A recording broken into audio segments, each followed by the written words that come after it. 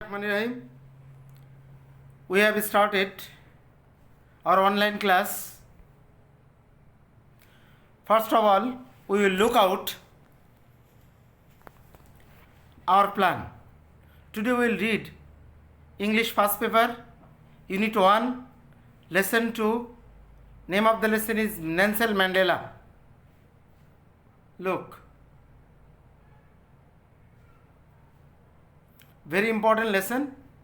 Some pictures of Mandela.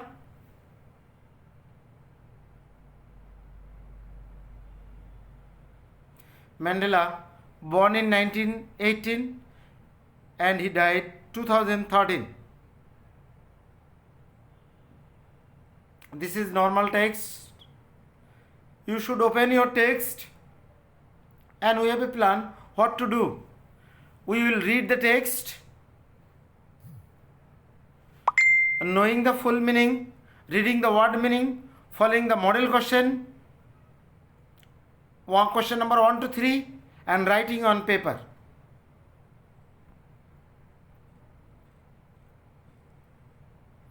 We will do some MCQ taken from text, very important, some question answer.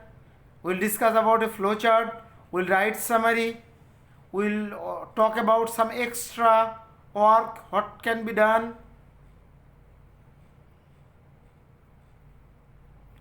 Look at the extra work. Extra work. With clues on Nelson Mandela, without clues on Nelson Mandela, rearrangement on Mandela, and paragraph writing on Mandela. Some homeworks, MCQ 15, we have to write the question, 5 question answer for 10 marks, making a flow chart and writing summary. This is our lesson. Now we start from the beginning one by one.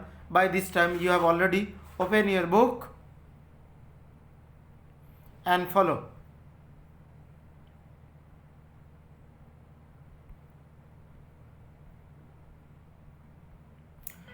First of all, we are writing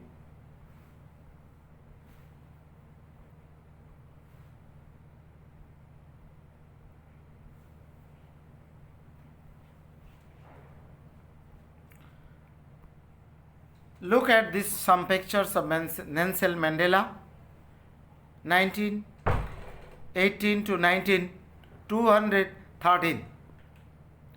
This is his one of the more pictures, some more pictures. Now we are at the lesson. Johannesburg, name of an African city. Reuters, news agency. Prashna korbe, what is Reuters? Reuters is a international but global news agency. We are reading text on line by line. Very important lesson.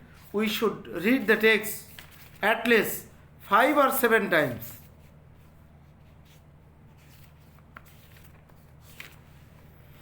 In the text, we are looking some black and white pictures also. Johannesburg, Reuters, Nelson Mandela guided South Africa from shackles of apartheid to a multiracial democracy.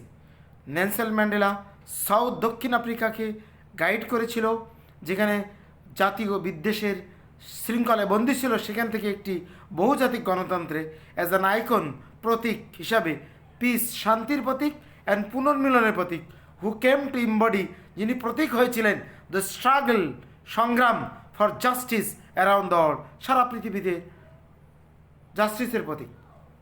Imprison বন্দি for nearly 3 decades, তিনি প্রায় 3 দশক ধরে বন্দী ছিল। আমাদের MCQ থেকে আসবে what does decade mean?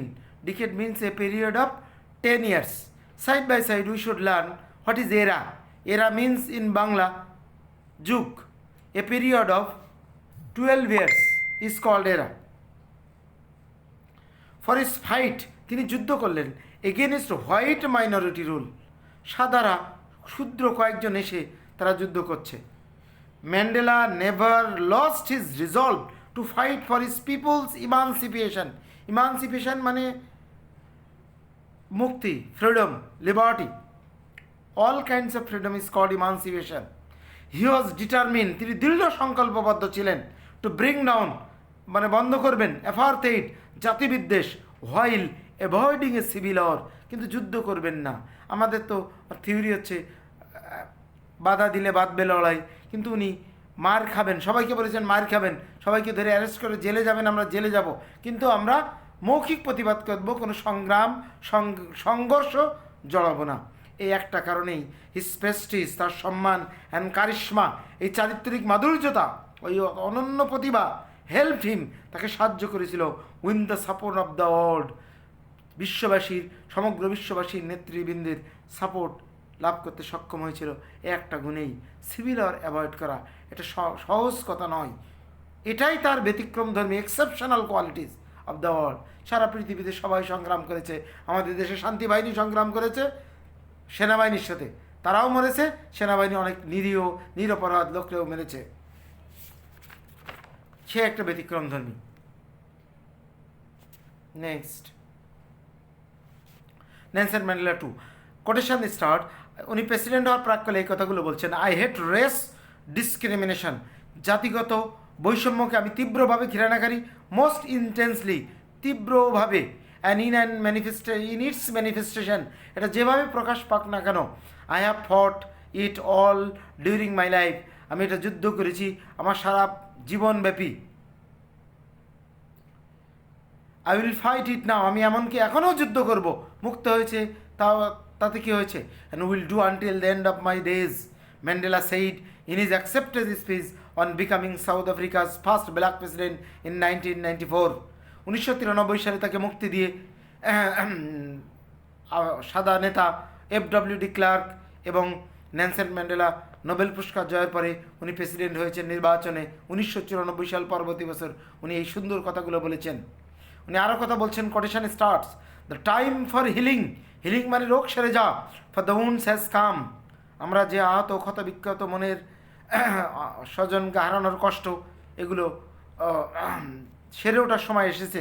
The moment to bridge the chasm, chasm মানে ব্যবধান, ফাটল, দ্যাট ডিভাইস হ্যাজ কাম, এখন সময় এসেছে এটাকে যুক্ত করার। We have at last achieved hour political emancipation, আমরা শেষ পর্যন্ত রাজনৈতিক স্বাধীনতা অর্জন করতে সক্ষম হয়েছি। Second para. Next, third para, background. In 1993 Mandela was awarded Nobel peace prize. 1993 সালে ম্যান্ডেলাকে নোবেল শান্তি পুরস্কার দেওয়া হয়েছিল। And honoured his shared with FW de Klerk. FW de Klerk, যিনি ব্রিটিশ সরকারের প্রতিনিধি হিসাবে ছিলেন, তিনি অত্যন্ত ভালো লোক। তিনি বুঝতে পারলেন, ব্রিটিশ সরকারকে বোঝালেন যে দেশকে আমরা নিরর্থকভাবে জোর করে শাসন করছি, তাদের পর আমরা অত্যাচার করছি। ব্রিটিশ সরকার তার কথা শুনে তাদের আফ্রিকাকে স্বাধীনতা দিয়ে দিলেন। সেজন্য উনিও যৌথভাবে পুরস্কার পেলেন। Who had ফ্রিড him from prison 3 years earlier, যাকে আদালত কর্তৃক রাষ্ট্রদ্রোহিতার শাস্তি দিয়ে 30 বছরের একটা দ্বীপে বন্দি করে রেখেছিল এবং নেগোশিয়েটেড, আলোচনা করেছিল দ্য এন্ড অফ অ্যাপারথেইড। এর মধ্য দিয়েই আফ্রিকার সেই কালো নিগ্র বর্ণবাদের প্রথা শেষ হয়েছিল।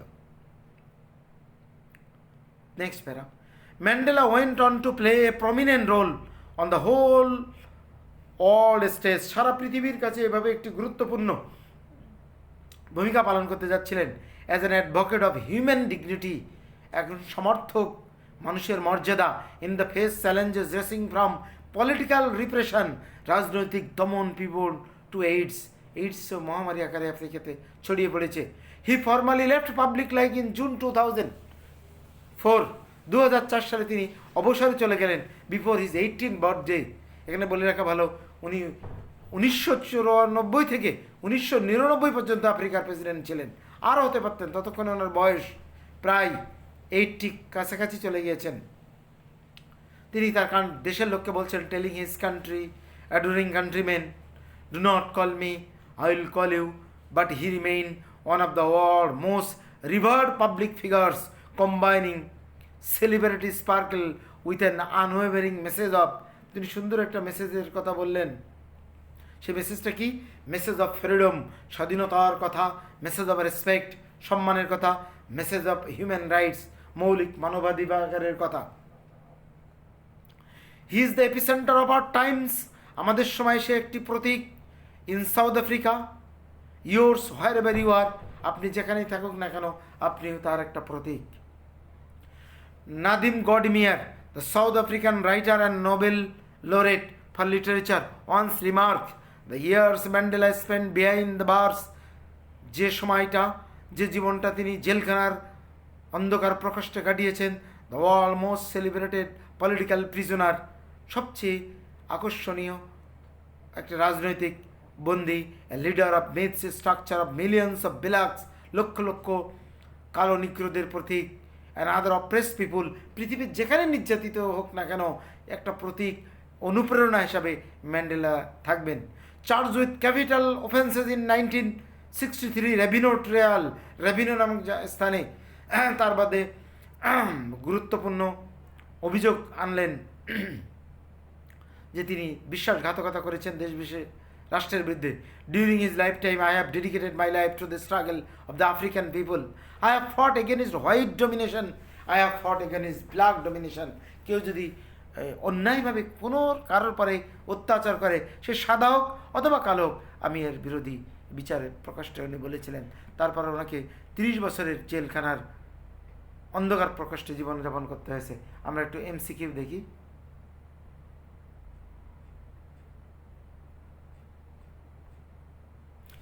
এমসিকিউ মানে মাল্টিপল চয়েস কোশ্চেন, আর অ্যাটলিস্ট আমরা 15, আমরা টেক্সট বই কয়েকটা দেখব। অ্যাপারথেইড মানে কি? 4টা উত্তর দেওয়া আছে। অ্যাপার্ট মানে দূরে, ডিস্ট্যান্স মানে দূরে, ডিসক্রিমিনেশন মানে বৈষম্য, ডায়ালগ মানে কথোপকথন। উত্তর হবে ডিসক্রিমিনেশন, বৈষম্য। The word icon in the text means, icon প্রতীক বলতে কি বোঝানো হয়েছে? সিম্বল, লাইন 3-তে। যদি উত্তর আছে পোর্ট্রেট মানে মূর্তি, ইমেজ মানে ছবি, সিম্বল মানে প্রতীক, আইডল মানে প্রতীক, কাছাকাছি উত্তর, উত্তর হবে সিম্বল।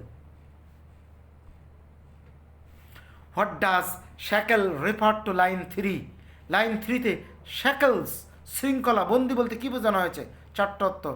রেস্ট্রেইন বাধা নিষেধ, সিক মানে অসুস্থ, স্টিগমা মানে দাগ, স্পার মানে উত্তেজনা, উত্তর হবে রেস্ট্রেইন বাধা নিষেধ। 4 রেস ডিসক্রিমিনেশন রেফার টু, জাতিগত বৈষম্য বলতে কি বোঝায়? Differences on the basis of caste, creed and colour. Caste মানে জাতি, ক্রিড মানে বর্ণ, কালার মানে রং, এরপরে ভিত্তি করে যে হ্যাঁ এটাই উত্তর হবে। পাশাপাশি উত্তরগুলো আমরা জানি। Competition among members of a race, demoralization of people, domination of others, অন্যের কর্তৃত্ব, উত্তর হবে A. The word manifestation line 9 refers means, 9 number লাইনে ম্যানিফেস্টেশন শব্দের অর্থ কী? ম্যানিফেস্টেশন মানে প্রকাশ পাওয়া, প্রেজেন্টেশন মানে উপস্থাপনা, রাইট মানে অধিকার, চেঞ্জ মানে পরিবর্তন, সাইন মানে প্রতীক, উত্তর হবে প্রেজেন্টেশন।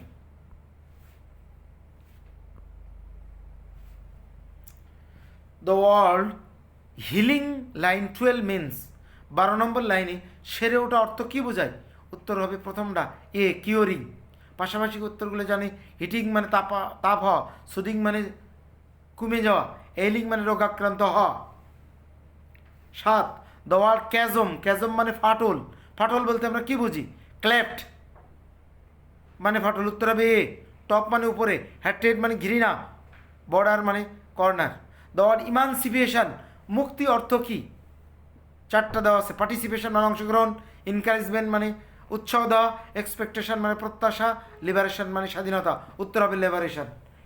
এবার আমরা একটা কোশ্চেন দেখি। এটা আগেরটা 5 মার্ক, আমাদের পড়তে হবে 15টা, আর এখানে কোশ্চেন আনসারে 10 মার্ক। হু ওয়াজ ম্যান্ডেলা, ম্যান্ডেলা কে ছিলেন? হাউ ডিড হি ফাইট, তিনি কীভাবে যুদ্ধ করেছিলেন? How did he get the Nobel prize, কখন তিনি নোবেল শান্তি পুরস্কারটা পেয়েছিলেন? What was Mandela charge with, ম্যান্ডেলার বিরুদ্ধে কী অভিযোগ আনয়ন করা হয়েছিল? How did the people treat Mandela, ম্যান্ডেলার সাথে মানুষ কীভাবে আচরণ করে? একটা ফ্লো চার্ট লিখব আমরা। Making a flow chart, flow চার্টের শর্ত হবে flow chart on Mandela's struggle, সংগ্রাম, অ্যান্ড অ্যাচিভমেন্ট, অর্জন। 6টা উত্তর হবে। One has been done for you মডেলে আমাদের দেওয়া আছে, আমরা এটা করে ফেলবো। এরপরে আমাদের নেক্সট কাজ হচ্ছে ফ্লো চার্ট করে ফেলা, সামারি করে ফেলা, রাইটিং সামারি কোশ্চেন নাম্বার। একটা প্যাসেজে যদি 3টা কোশ্চেন আমরা একই সাথে করে ফেলতে পারি তাহলে প্যাসেজটা আমাদের কাছে অত্যন্ত সহজ এবং ক্লিয়ার হয়ে যাবে। এরপরে আমাদের যদি প্যাসেজটা আমরা পড়ি আর এক্সট্রা কিছু কাজ হবে, with clues, without clues, rearrangement, paragraph হবে। আমরা আরও একবার হোমওয়ার্কটা দেখে নিই। MCQ, question answer, making flowchart and writing summary. Thank you very much. See you again.